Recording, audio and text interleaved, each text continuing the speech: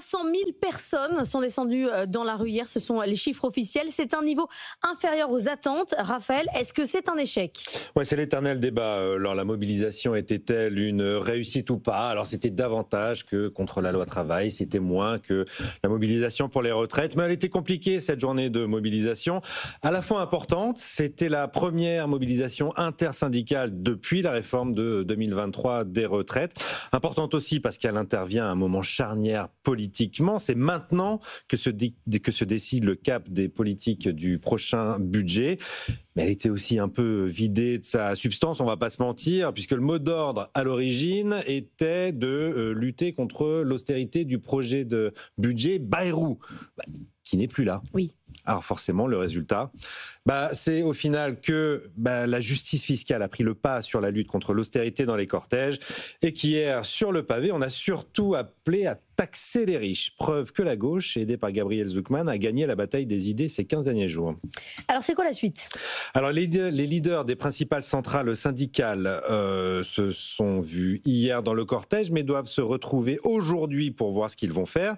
Ils sont félicités de la mobilisation à ce stade. Ils n'ont fixé aucune date pour une nouvelle mobilisation. On attend un communiqué de presse aujourd'hui.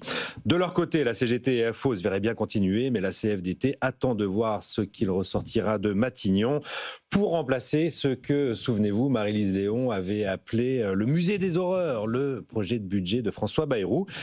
Et si les propositions du nouveau Premier ministre ne leur conviennent pas ou ne sont pas à la hauteur de leurs attentes, eh bien, c'est une nouvelle journée d'organisation qui sera posée par nouvelle journée de mobilisation, qui sera posée par les organisations syndicales avant le discours de politique générale de Sébastien Lecornu qu'on attend début octobre. Alors, qu'est-ce qu'il en dit justement, Sébastien Lecornu, de la mobilisation ? Alors, lui est un homme de peu de mots. Matignon a simplement publié hier un communiqué assurant que les revendications des manifestants pour plus de justice sociale et fiscale étaient au cœur des consultations qu'il avait engagées depuis sa nomination et qu'il était désireux de poursuivre le dialogue avec des entrevues plus informelles dans les prochains jours.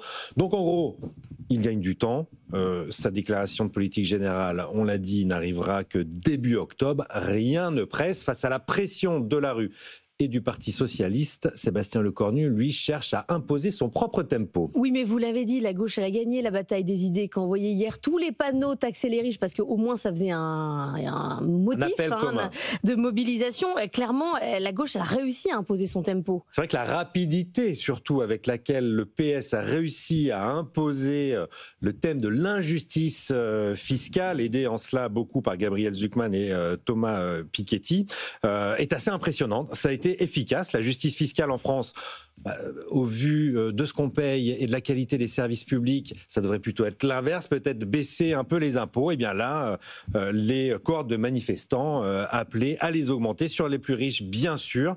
Mais la messe n'est pas dite, car derrière cet appel, la droite, elle, veille. Les parlementaires LR ne veulent pas s'élancer sans savoir où ils atterriront.